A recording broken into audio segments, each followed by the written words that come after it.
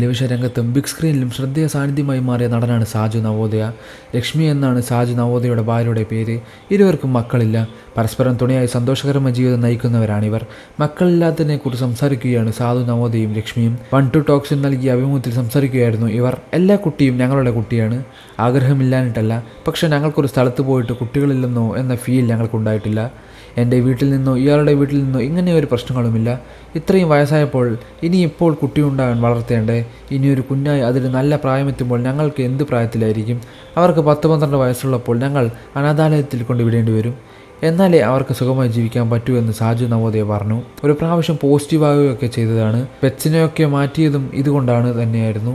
ഇവരൊക്കെ ഒഴിവാക്കിയാൽ നല്ലതായിരിക്കുമെന്ന് ഡോക്ടർ തന്നെ പറഞ്ഞു. അലർജി പ്രോബ്ലം ഉണ്ടായിരുന്നത് ഭാര്യ ലക്ഷ്മിയും പറഞ്ഞു.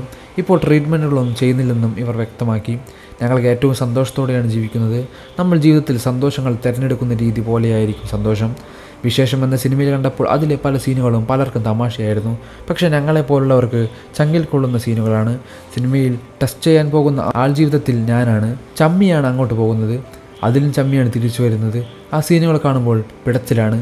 കുറേ നാൾ അനുഭവിച്ചതാണ്. ഒരിക്കൽ ഞങ്ങൾ രണ്ടുപേരും ഉരുളി കമിഴ്ത്തി മണ്ണാർശാല ക്ഷേത്രത്തിൽ പോയി. അന്ന് ഉരുളി മേടിക്കാനും പൈസയില്ല. ഞങ്ങൾ ഒപ്പിച്ചൊക്കെ പോയതാണ്. അവിടെ ചെന്നപ്പോൾ വേറൊരു ചേച്ചിയും ചേട്ടനും ഉരുളി കമിഴ്ത്തുന്നു. 55 വയസ്സുള്ള ചേട്ടനും ചേച്ചിയും.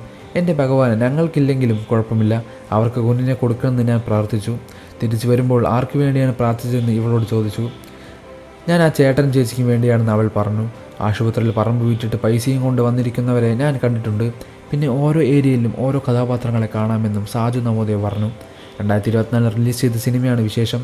മക്കളില്ലാത്ത ദമ്പതികൾ നേരിടുന്ന പ്രശ്നങ്ങൾ രസകരമായ ചിത്രത്തിൽ കാണിച്ചു. ആനന്ദ് മധുസൂദയാണ് ചിത്രത്തിൽ തിരക്കഥ എഴുതിയത്. സൂരജ് ടോമാണ് സംവിധായകൻ. ആനന്ദ് മധുസൂദനാണ് നായക വേഷം ചെയ്തത്. ചിന്നു ചാന്ദിനി നായികയായെത്തി. ഏറെ പ്രേക്ഷക പ്രശംസ പിടിച്ചുപറ്റിയ സിനിമയാണിത്. കൂടുതൽ വാർത്തകളും വിശേഷങ്ങളും അറിയാൻ ഈ വീഡിയോ ലൈക്ക് ചെയ്ത് ചാനൽ സബ്സ്ക്രൈബ് ചെയ്ത് സപ്പോർട്ട് ചെയ്യുക.